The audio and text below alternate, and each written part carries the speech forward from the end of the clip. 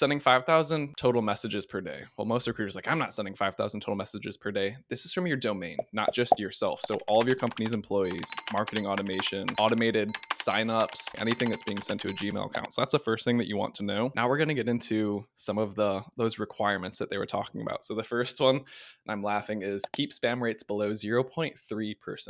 Initiating becoming a hiring machine sequence in 3, 2, 1.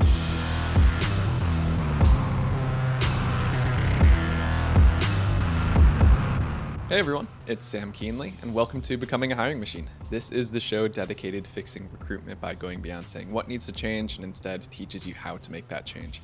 Today, we have a great trending topics episode ahead of us, but before we get into that, I want to tell you a little bit about the show.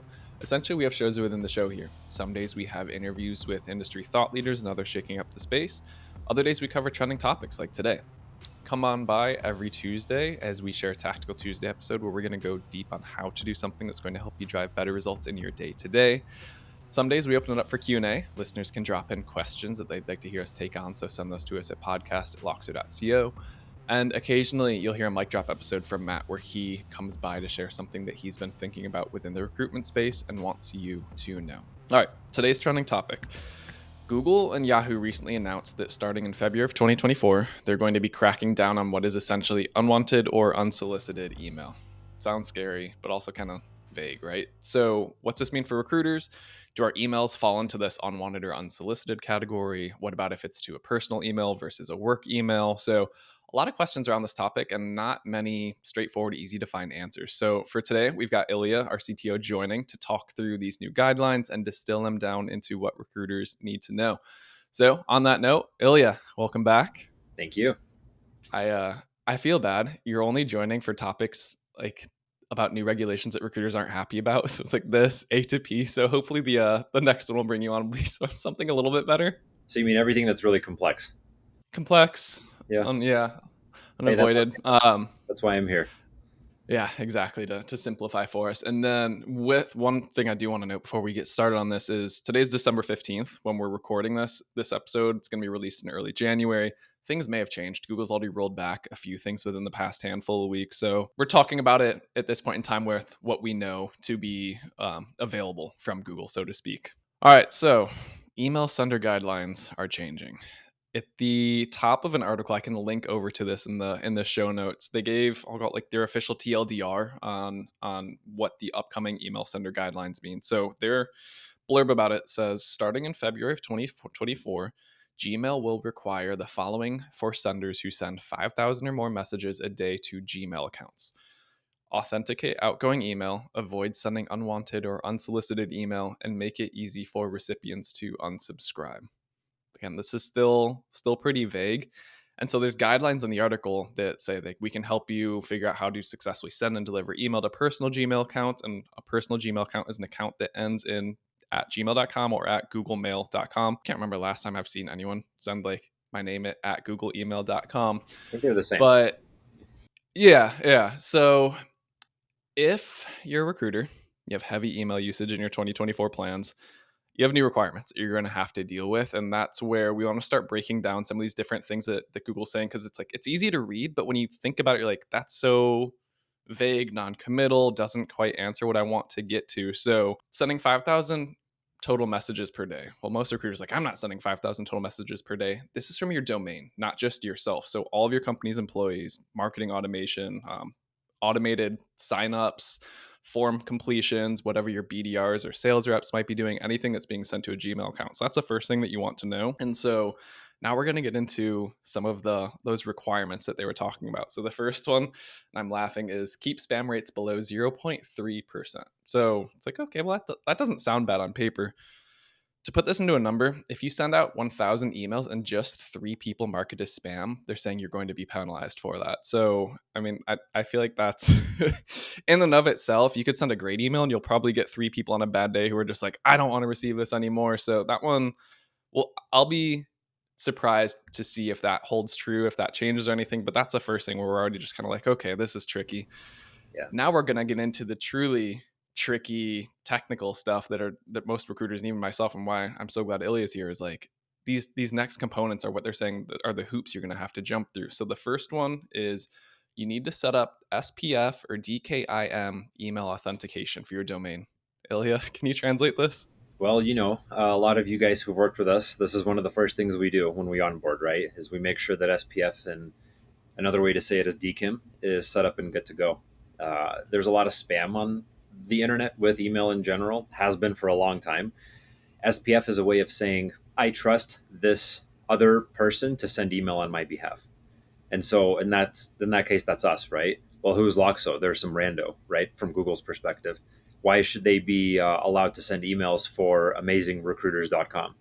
Oh, there's actually a record that's publicly facing, right? It's called SPF, Sender Policy Framework. That's what that stands for. That says, hey, amazingrecruiters.com actually trusts Loxo to send emails on our behalf through their domain. So very first thing that we look at. Now, it's very interesting how many people love to, I think some people, they like to go out and like get dinner on a Friday night, or maybe they'll watch a movie. There's a good segment of the population that likes to play around in DNS. And I don't know why it's entertaining, but they do. And one of the very first things that they love to break is SPF. It's perfectly set up. They go in there and they're like, oh, this looks like I'm not using it or whatnot. And one of the very first things that happens is, the next day they'll try to blast 1,000 people, and then they basically kind of permaland themselves on the spam list, and that kind of kills your business. So one of the things that I really recommend is, obviously we put out like a lot of knowledge around this stuff, but really talk to us. If you don't, like, let's say you're not sure, it doesn't cost anything to reach out to our support team and just get confirmation. Like, hey, should I remove this from my SPF record?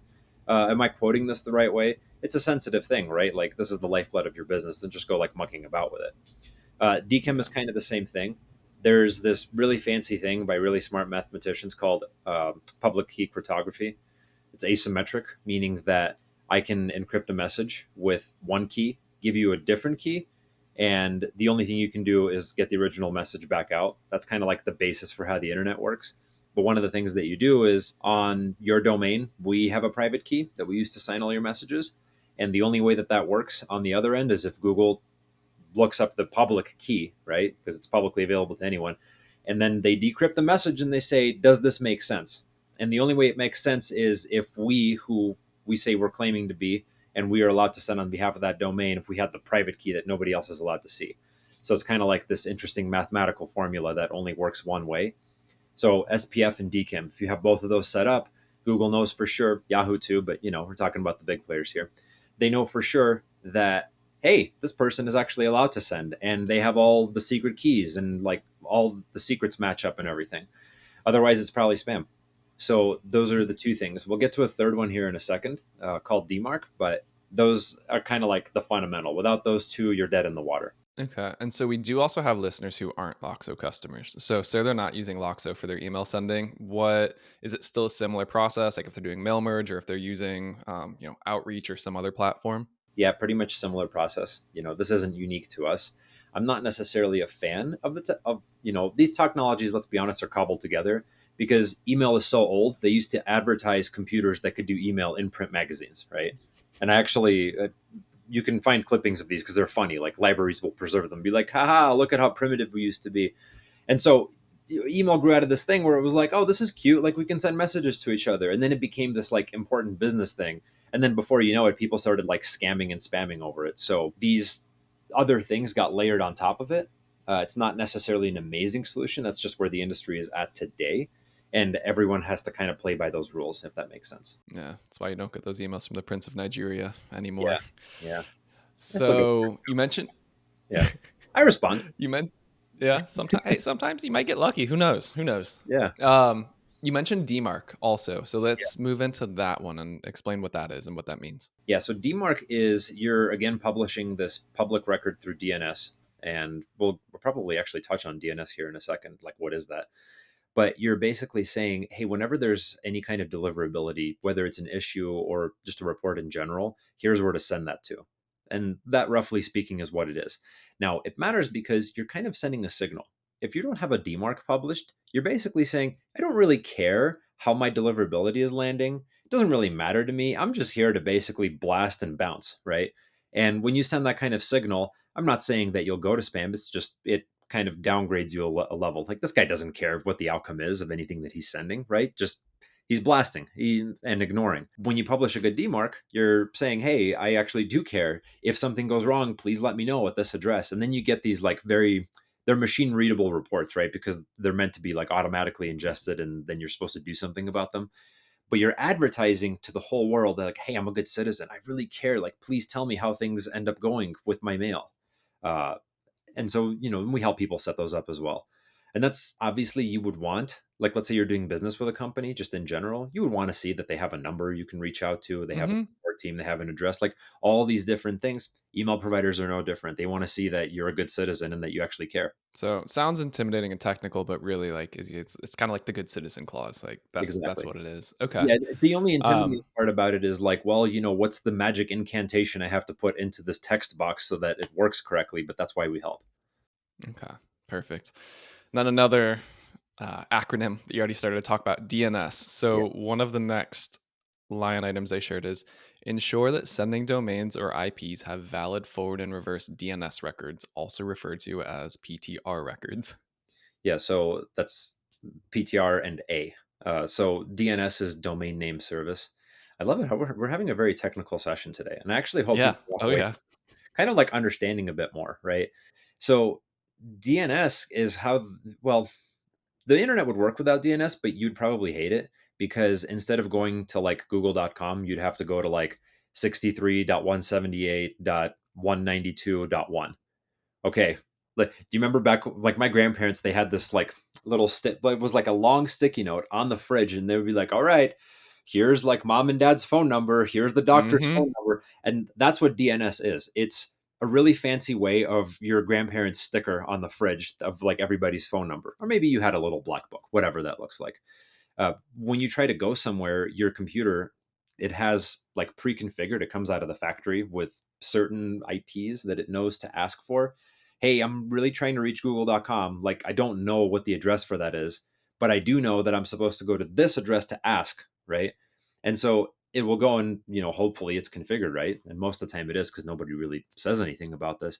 And that'll respond with the actual phone number. It's called an internet protocol address, and then cool, like the internet works, right?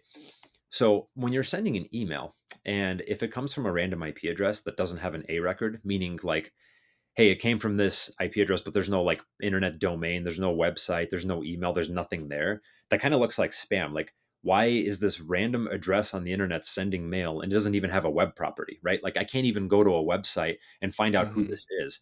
That looks like spam, right?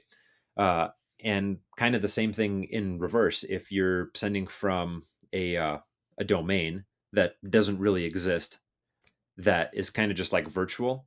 This is tough to explain, so I'm just going to gloss over it. But you basically want the address and the domain to both point at each other, right? Okay. So that's something that, when we do onboarding setup, we say, hey, make sure you have a website. That's kind of an obvious one. If you're recruiting, you're going to have a website. I really hope, right? And it's, Wix, Squarespace territory these days. Otherwise, it's not going to go well. And then, see, these things are hard to talk to, like the whole PTR thing. Like, how do you explain that to Yeah. people who don't care and who shouldn't have to care, right? But to basically say that not only should your domain resolve to a thing, but that thing should resolve back to your domain. So there's like a happy circle, right? It's Okay. like your street address should have like a utility bill in your name, and then your name should be tied to that street address. And there shouldn't be some discombobulation where the cops can eventually be like, "Oh, it smells a lot like a meth house. Let's go check it out," right? Because in internet lingo, that just kind of looks spammy, and they're going to reject it. Yeah. Yeah. Okay. So that makes sense when you do think about it that way. And again, that's why this is for emails over 5,000. Like if you're personal, you're not sending as an individual. I'm not reaching out to, I wish I had 5,000 friends, but you're not sending that much in a day. So that's why it's like, okay, you're probably using this for some type of business purpose, or there's something, why are you sending to 5,000 people if you're not doing something in that realm? So, okay. And then for the final acronym, it says use a TLS connection for transmitting email. Yeah, that's funny. Yeah, that we don't even have to worry about unless you're running your own email server, right? Because, Okay. well, it's actually funny. We can touch on this for a second. Email used to be this like horribly insecure thing, right? Where if I had like a voltmeter and I just put my ear to the wire, so to speak, I could kind of tell what's being said because it's all, we call it clear text, plain text, whatever you want to call it. It's not encrypted. But now everything on the web, especially if you're I don't know, if you use Microsoft, Google, Yahoo, any of these services, and you're sending emails to anyone, it's going to be encrypted. It's not just going to traverse the internet. Hey, anybody can read it, right? Because we've kind of, Yeah. and so I see it oftentimes. People are very hesitant to send like login links, passwords, what have you, right? Like sensitive information. They send it via like the Cisco secure mail thing. It's a nice way for Cisco to make money, but honestly, most email these days is encrypted. It'll sit in your inbox encrypted. The best way to get at it would be not to like go and, like break into the FBI or anything, but to like hit you over the head with a lead pipe. So as long as, you're keeping weirdos out of your house who could ransom that information out of you, it's going to be safe. It's going to be transmitted over TLS, that stands for transport layer security. That basically means that, if somebody goes and wiretaps your house while you're sending an email, they're not going to see anything, or Hmm. it's going to look like gibberish. And it would take them a bigger budget than the US government to decrypt it. So there's that. Okay. And then the final one starts to get a little bit more into the realm of us mere mortals, as I'll say, is marketing, and any subscribed messages must support a one-click unsubscribe and include a clearly visible unsubscribe link in the message body. So platforms like Loxo, do we already do this with a lot of our messages, or is that configured at the individual level? No, we do. And, honestly, we include unsubscribe links in a lot of situations where, let's say, it's an email is going to like a large list of people. We don't Hmm. necessarily do it for like one-to-one communication, because that's not like that's more transactional. Transactional meaning I'm talking to you, you're talking to me, we're going back and forth. Why would I include an unsubscribe link if I'm just like personally emailing you? So we try to be like intelligent on those thresholds, right?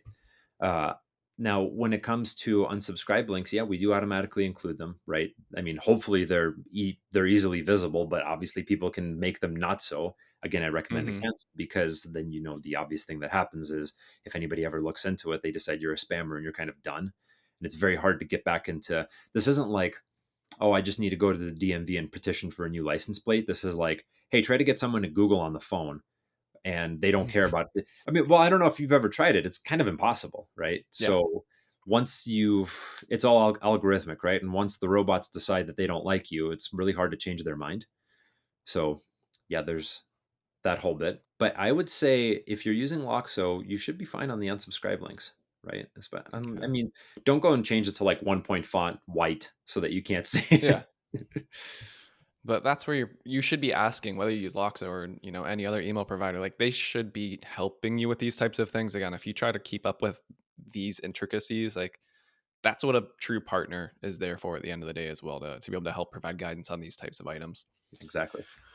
All right, so we just went through this list of not so scary things after talking about them. And the general rule is like, well, what happens if I don't do some or all of it? So Google's going to say, we're not going to deliver your emails, or they'll be marked as spam and go straight to that folder. How do people dig out from that if that happens? Yeah, well, that's a tough one to dig out of, to be honest, right? And that's why we'd really try hard up front to make sure that actually, and people say this, they're like, man, how come I can't send out of Loxo today?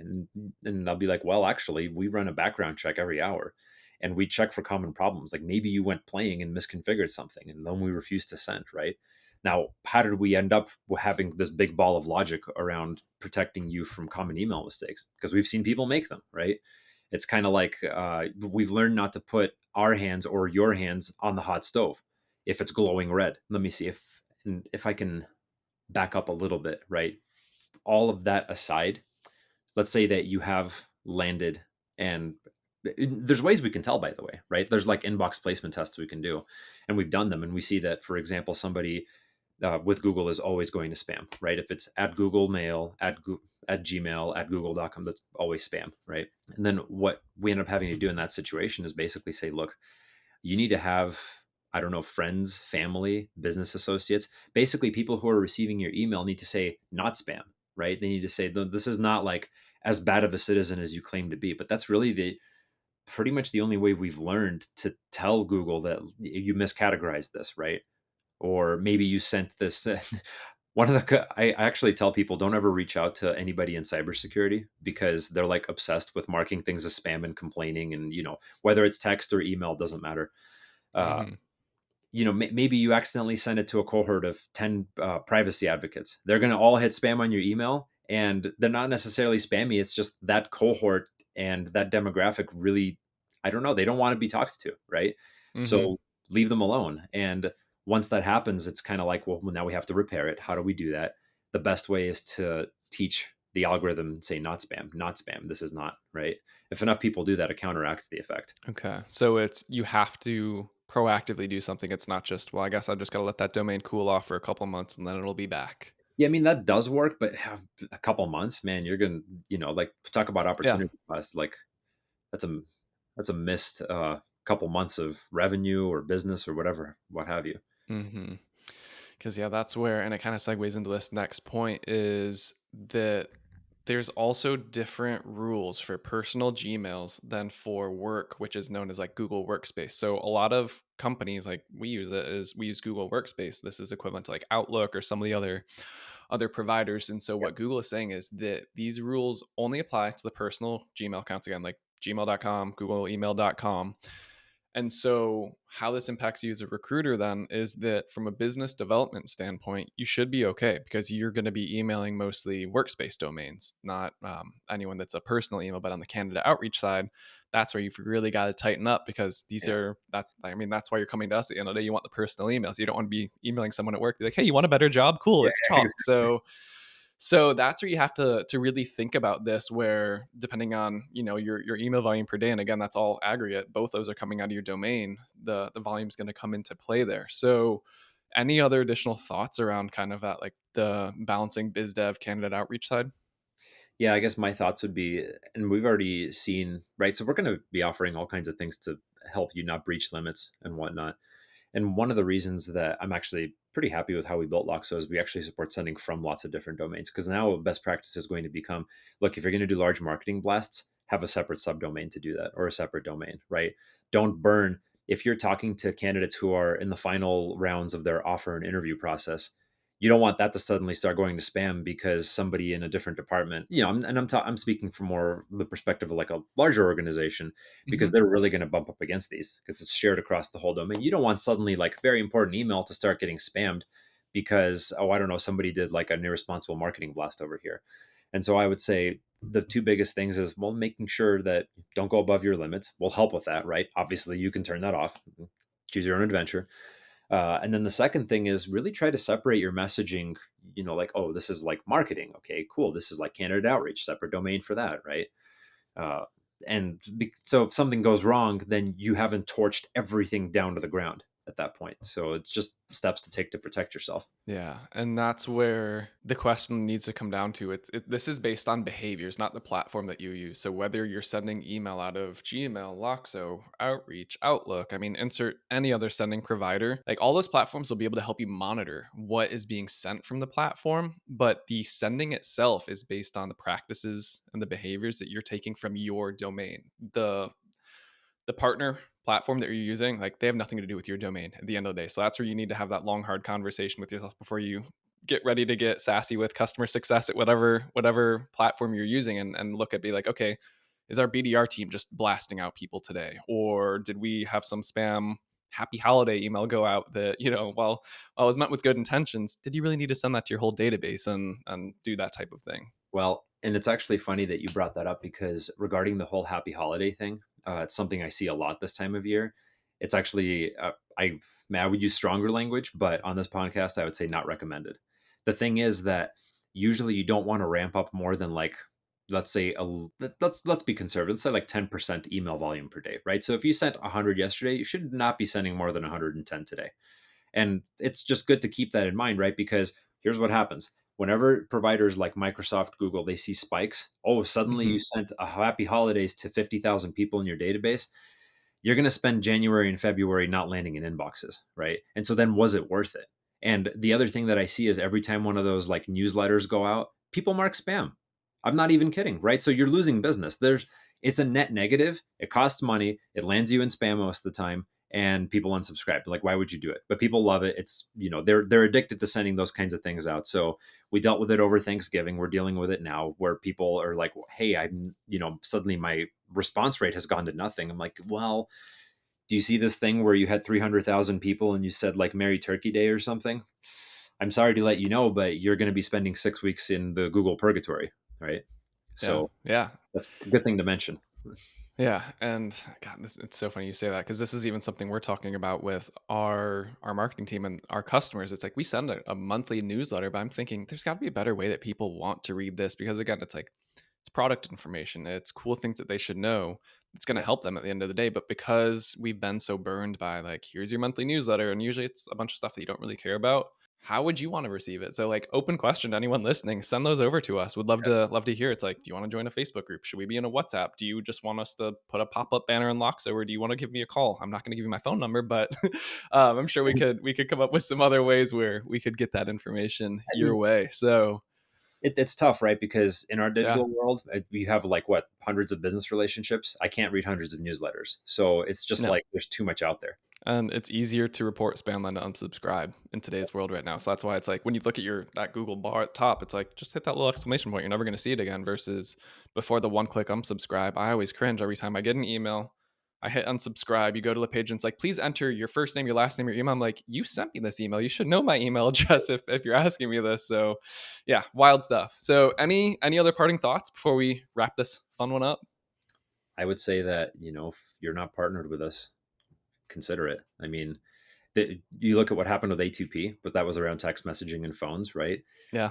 We still have other people in the industry that are trying to skate to where the puck was 3 months ago, right? And we were there kind of first. We had the best practices with all the opt-in stuff, all the compliance, and it kept a lot of people out of, to be honest, legal trouble. So Yeah. there's a reason that, in terms of like the world-class quality and support that exists here. Can't speak to anybody else. I just don't see the same kind of thing. Like, if I was in somebody's shoes, I would really think about it hard, right? Like, do I need to worry about all kinds of things tax related, or should I just hire an accountant? Yeah. And that's why we say it's like you should be partnering with a platform. Like they should be doing this for you. That's part of their job. If they're resting on their laurels, like our platform's been great for 15 years. We don't need to keep up. It's like, well, things still change whether you want to or not. So Yeah. um, yeah, good food for thought.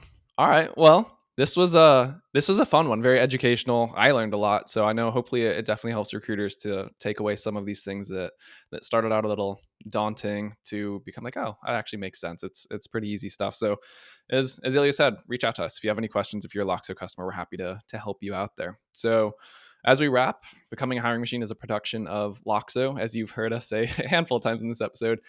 Show notes are in the description of your favorite podcast streaming platform, as well as on our website, loxo.co/podcast. If you have questions for us, send those over, podcast@loxo.co. So, all right, everyone, that's the show. That was a fun trending topics episode with Ilia. Until next time, bye, y'all.